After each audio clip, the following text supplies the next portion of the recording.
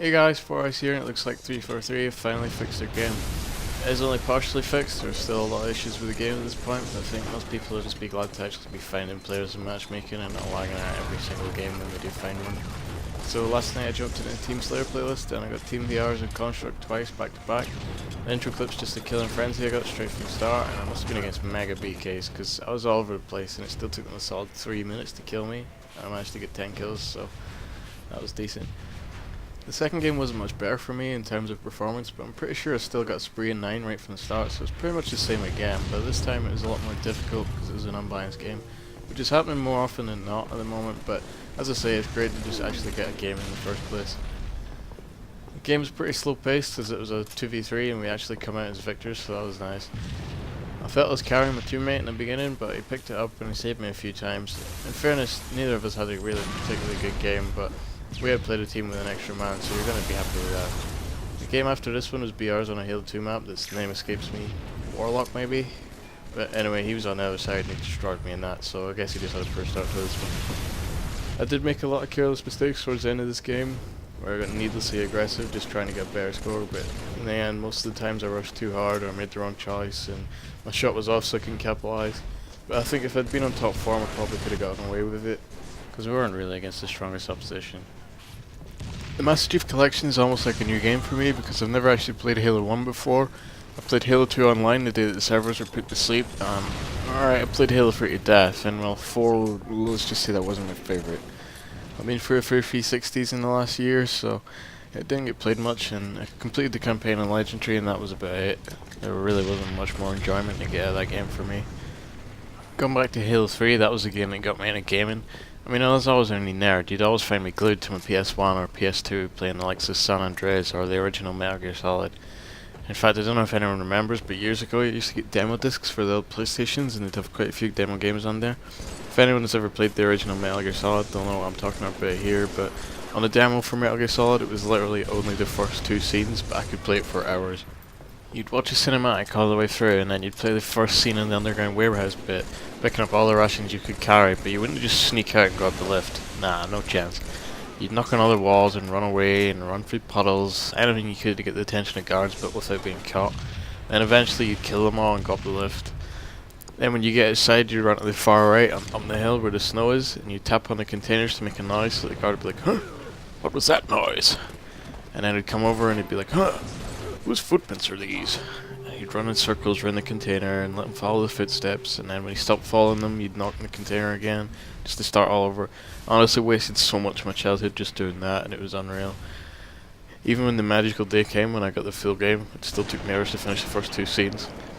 Anyway, those were the sort of games I'd be playing alongside the legendary Abe's Odyssey, but as I got a bit older and started high school, me and my mates started a bit of a tradition. We'd play football in what we called the woods, which is basically like just a field with 2 trees like perfectly aligned to be goalposts. And that was right next to my mate's house. So then when we got bored of playing football, we'd just go into his house and have a 1v1 on Sandtrap in Halo 3. Naturally, the screen watching was shocking, but what can you do? So then that year I got my 360 Xbox Live, Halo 3 and COD 4. I still remember my first ever game of matchmaking on Christmas Day. It was BR's on Snowbound. That was me hooked. I've had many great times on Halo since, and hopefully there's going to be many, many more.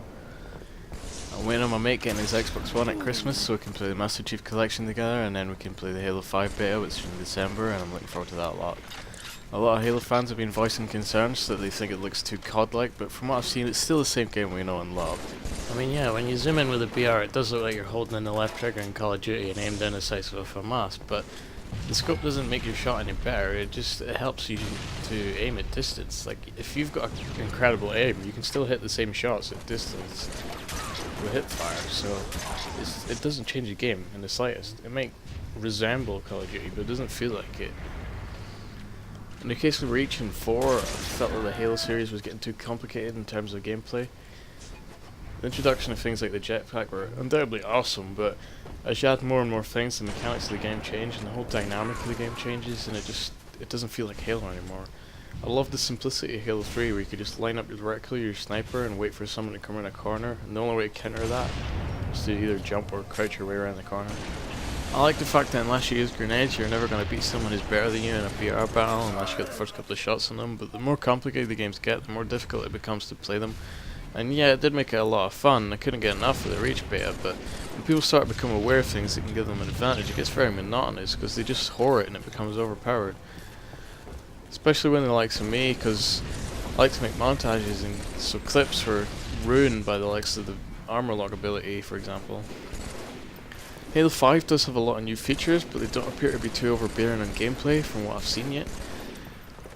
I think now with the introduction of the Pro Team working with 343 Industries, the entire game mechanics are now built on competitive gameplay rather than the incessant flying around and just being a pain in the ass. From the gameplay that I have managed to see, the thruster pack is the only thing I've really noticed being used, and while that'll frustrate you if you're on a multi-kill and a one-shot guy boosts around a corner and stops your clip, it does add to the competitive feel of the game, and I think that's what's going to make it fun to play rather than playing for a montage clip. I think that's probably my problem with Reach and 4, like I'd not be enjoying the game for what it was, so be avoiding objectives just to try and rack up multi-kills and general montage clips. The ability in Halo 5 where you hang in the air and smash down an opponent does look really strong, but you're also extremely vulnerable when you do it, and you can actually hear someone as they charge up in the air as well, so it does buy you some time to avoid it, meaning that it's not going to be overpowered, and as a result it's probably not going to be used that much.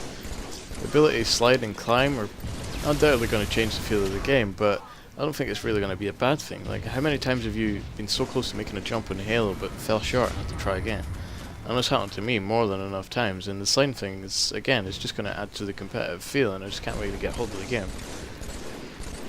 I think I'm going to have a very hard time over Christmas break deciding what games to play. I'm getting a PS4 at Christmas for The Last of Us Remastered, and I'm definitely getting Far Cry 4. I thought about it, seeing trailers that looked kinda decent, but I'd never played a Far Cry game before, so I wasn't extremely convinced.